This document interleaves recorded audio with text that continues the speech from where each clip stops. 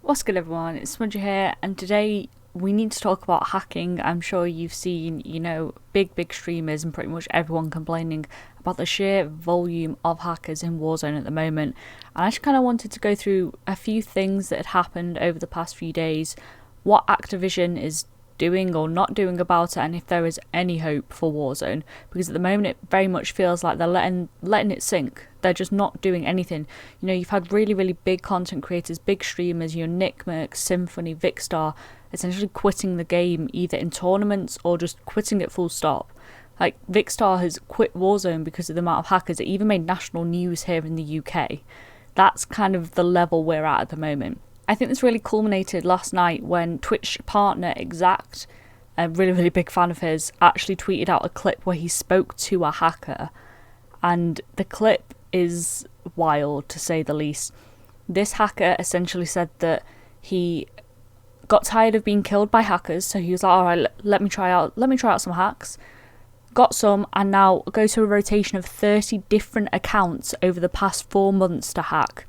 And the reason he goes through a rotation of them and doesn't just move from account to account is that when Activision get a report of you cheating, or if there's suspicion of you cheating, they don't ban you, they shadow ban you. And what that means essentially is that he said for around 7 days he can't access the account, and then when that new update goes live, that new playlist update, gives it a few hours, and all of a sudden the cheats are back online, his accounts are back online, and he's good to go. And the reason Activision do this is because, one, they can't find any files to prove that these people are definitively cheating.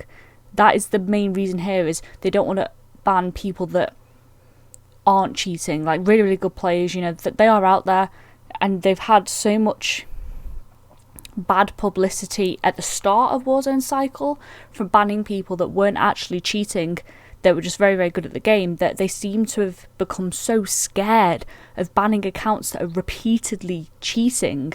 He's only had one account permabanned out of 30. And this man has been using cheats for 4 months. 3-4 months. And his original reasoning was, well, the only reason Activision are going to do anything about it is if someone loads into a lobby and there's 147 hackers and 3 real players. Activision don't give a damn. If those hackers are still playing the game, they don't care. There's not enough, or there wasn't enough online pressure, despite what people have been saying for months. It took VikkStar making national news in the UK for them to finally kind of switch on. And that's the next point I want to bring up, is that VikkStar tweeted out last night that he now has an active line of communication with Activision, essentially. And that came solely from that big kind of news piece on him and him quitting Warzone in such a public fashion. Is they've got probably their biggest creator, if not one of the biggest creators, quitting publicly. Like, it's all very well, and Nick Merck, Symphony saying they're not going to play tournaments anymore. They're still playing the game, They're still playing with their friends, they're still streaming it every day, it's still good publicity. But for VikkStar to turn around and say, I'm not playing Warzone anymore, that batters them in terms of their publicity standards. And so now he does have an active line or an open line with Activision. I'm hoping that he actually gets somewhere with it and it's not just kind of damage control from Activision's point of view. Personally, I don't understand why they're not doing more. I know that there was a conspiracy theory that I saw on Twitter a few weeks ago, that someone in Activision was essentially a mole and was releasing the game files to cheating companies that people buy their hacks from. Every time Activision implemented an anti-cheat, they'd sell off the files to someone, highest bidder essentially, and then the cheating companies could continue to roll through and adjust their hacks accordingly. I didn't actually see anything else past that Twitter thread, so I don't know if it's real or not. Wouldn't surprise me. It is 2020/2021, anything can happen. I don't know why Activision, they just seem not to care. And every part of me wants to say it's not that they don't care, it's that they don't know what they're doing, because that's oddly enough a better solution. This isn't some indie company that doesn't have the staff or the means or the money to implement a meaningful anti-cheat system. This is a multi-million-dollar company that cannot get a handle on this hacking issue. if it means that a few people that aren't cheating get banned, I think even they would have to at some point hold their hands up and say, that's got to be better. That has to be better. You know, if there's an appeal process where you can prove you're not cheating, then that's fine. That's something else they'd have to work on. But I think exponentially, you can't rely on people that are just reporting people they think are hacking or that they know are hacking, because that isn't an anti-cheat system.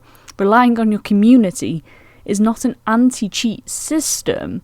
You know, you've got massive creators that front your game and your brand, and they promote it essentially for free. You know, you're very rarely paying them to do this.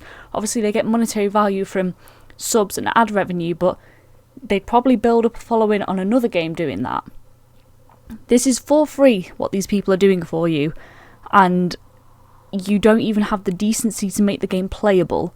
I remember at the start when there was a few hackers kind of flying about and people were like, oh, this is awful, like, you know, I just got killed by a hacker, this is ridiculous. And we're what, a year into the life cycle, over a year, and even players lower down the kind of scaling of the KD ratio. You know, there's people in lobbies of under 1 KD average still seeing hackers. How is that possible?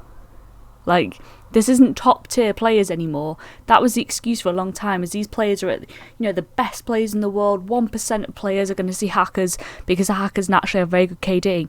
No. These are players, average players, that are seeing them now. You're hurting your core fan base by not doing anything about this. And with that mini rant that went on for a bit longer than it should have over, that is where I'm going to leave it today. I really hope that this whole open line with Activision, with VikkStar, goes somewhere. I don't know if it will. Warzone is dying a death for everyone to see at the moment. I personally loved the game and it's just not fun anymore. I know I'm not the first one to say that. I certainly won't be the last. I hope that Activision do something. Will they? Who knows?